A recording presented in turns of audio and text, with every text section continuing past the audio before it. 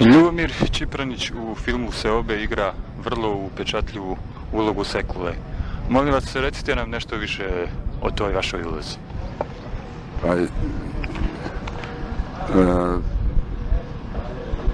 Ja sve mislim da o Sekuli ne bi trebao ja mnogo da pričam, jer Sekula sam za sebe govori mnogo.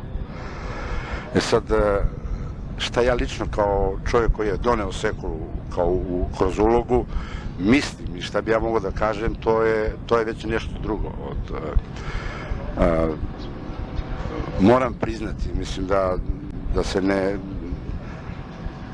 se ne ustručavam to da kažem, da priznam da sam i ja gledajući film gotov, gledajući sebe, onda tek shvatio koliko je Sekula veliki i kao uloga i kao lik i kod onog autora, pisca Seoba i kao kod Saše Petrovića, reditelja filma Seobe.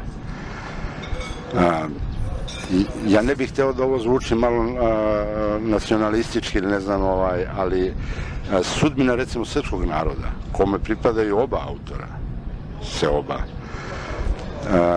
je i danas na neki način, ja bih sad malo se poigram jednom rečju, sekulizmom. Ceo srpski narod pomalo liči na Sekulu kroz bar ovih zadnjih 600 godina.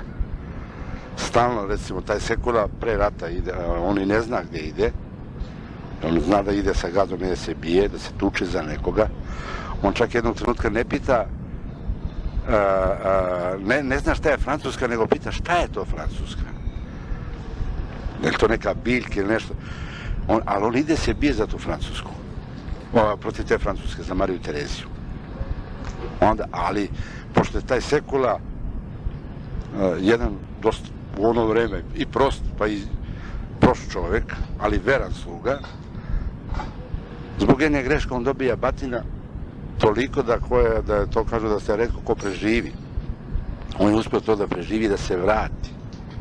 Tu ima toliko simbolike da stvarno ne bi trebao komentar i ja se vrlo ustručavam da nekada govorim o toj ulozi, da je ja objašnjam još verbalno, da je tumačim. A ponekad moram, jer mnogo simbolike ima i ja neću preterati ako kažem da na izvestan način Sekula je u Seobama i simbolika i glavni lik.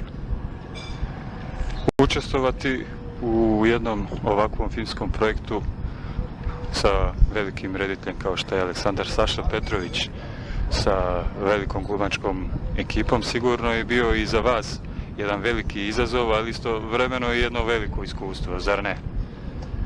Pa, apsolutno, svaki novi posao donosi neko novo iskustvo,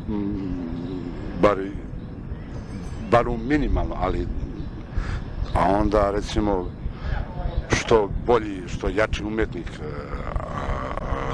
sa kojim sarađujete, kao što je ovde Saša Petrović, i da ne nabrajam, recimo, dalje se sad radi o njemu. Velika je čast kad dođe čovjek i kaže zvao vas je Saša da sa vam porazgovara i ima da vam ponudi recimo ulogu. Ja sam već time bio polaskan i to se dogodilo baš uoči jedne nove godine. I ja sam rekao njemu i zahvalio, kažem, hvala vam na čestitki za novu godinu. Eto, tako je i bio razgovor.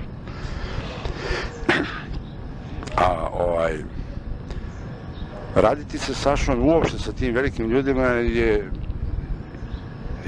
često i lako, ali boga mi i teško. Oni mnogo traže, znači treba mnogo više pružiti, ali razumeju i daju i slobodu veliku. Ko osjeća potrebu da se slobodnije dok radi ponaša, da nešto svoje, u kraju krajeva glumca se očekuje da da više svoga. Zadovoljstvo mi je, stvarno mi je i čast. Ja moram da kažem da sam ja sa Sašom Petrovićem trebao da radim davno. Samo nekim sticajem okolnosti, nekim ljudskim tako pakostima ili sitnim nekim interesima sam prevaren bio, tako da recimo ja sam trebao da igram u Biće Propa sveta. On me je zamolio da mu se javim kad čuje da radi, međutim kad sam čuo da radi, ja sam odneo slike da bi ne da me prepozna, nego da se seti da sam ja bio tu i nikad me niko nije zvao. Recite mi kako ste u filmu sarađivali sa nosiocem glavne uloge Aftanilom Maharadzeom? Pa, moram priznati da rad na filmu je otprilike zavisi od teme, ako nije ljubav u pitanju i tako dalje. Znate, nešto što se naslanja jedno na drugo.